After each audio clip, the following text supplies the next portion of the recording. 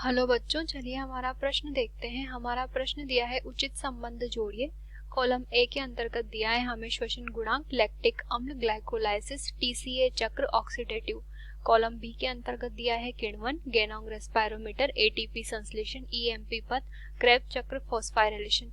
तो अगर हम इस प्रश्न की यहाँ बात करें तो इसके अंतर्गत देखते हैं प्रश्न की मुख्य अवधारणा को। तो प्रश्न की मुख्य अवधारणा के अंतर्गत हम यहाँ पर कह सकते हैं कि सामान्य रूप से यहाँ पर जो है सभी कोशिकाएं जो होती हैं, तो कोशिकाओं के अंतर्गत यहाँ एक क्रिया संपन्न होती है श्वसन की। अब ये जो श्वसन की क्रिया होती है, तो श्वसन की क्रिया के अंतर्गत जो है विभिन्न प्रकार के यहाँ पर जो है प्रक्रम आते हैं। जैसे कि इस प्रश्न की हम बात करें तो हमें पहला दिया है यहाँ पर श्वसन गुणांक। तो श्वसन गुणांक के अंतर्गत हम कह सकते हैं कि जो श्वसन की क्रिया संपन्न होती है उसके अंतर्गत यहाँ पर जो श्वसन गुणांक होता है ये श्वसन आधार पर निर्भर करता है। और जो श्वसन गुणांक होता है इसको अगर बात करें तो उसको मापने के लिए यहाँ पर जिसका उपयोग किया जाता है उसे हम यहाँ पर जो है गेनोंग रेस्पायरोमीटर के नाम से जानते हैं। तो गेनोंग रेस्पायरोमीटर यंत्र के द्वारा इसे जो है मापा जाता है। तो हमारे पहला विकल्प जो है बी से यहाँ पर जो है मिल जाएगा। इसके पश्चात अगर दो की हम बात करें तो दिया है लैक्टिक अम्ल।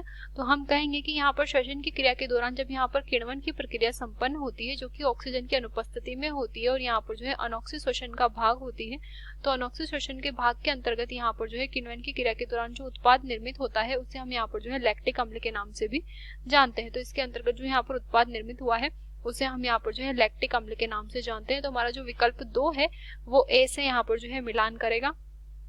इसके पश्चात हमें दिया है ग्लाइकोलाइसिस। तो ग्लाइकोलाइसिस की अगर क्रिया की हम बात करें तो इसके अंतर्गत ग्लूकोज का जो है यहाँ पर आंशिक जो है ऑक्सीकरण संपन्न होता है और यहाँ पर उत्पाद स्वरूप हमें जो है पार्विक अम्ल प्राप्त होता है और इसे हम यहाँ पर जो है ईएमपी पथ के नाम से भी जानते हैं। ईएमपी पथ की अगर बात करें तो 3 वैज्ञानिकों के द्वारा ये खोजा गया था।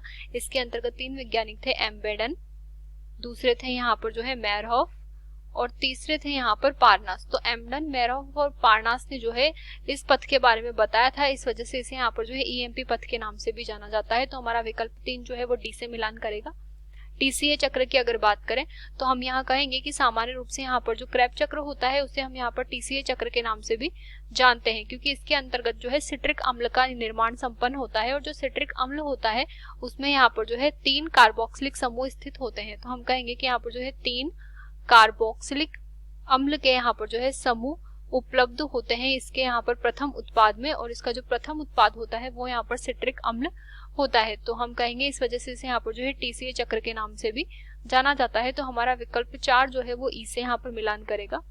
और अंतिम दिया है ऑक्सीडेटिव, तो वो हमारा फॉस्फोराइलेशन से यहाँ पर मिलान करेगा। ऑक्सीडेटिव फॉस्फोराइलेशन जो क्रिया यहाँ पर संपन्न होती है ये यहाँ पर श्वसन के अंतर्गत जो है आखिरी क्रिया होती है। तो श्वसन के अंतर्गत जो अंतिम क्रिया यहाँ पर संपन्न होती है उसके अंतर्गत हम यहाँ पर कहेंगे कि सामान्य रूप से जो ऊर्जा का निर्माण संपन्न होता है वह ऊर्जा जब यहाँ पर NADP व FADH2 के रूप में यहाँ पर प्राप्त होती है तो उस ऊर्जा का रूपांतरण संपन्न होता है ATP में।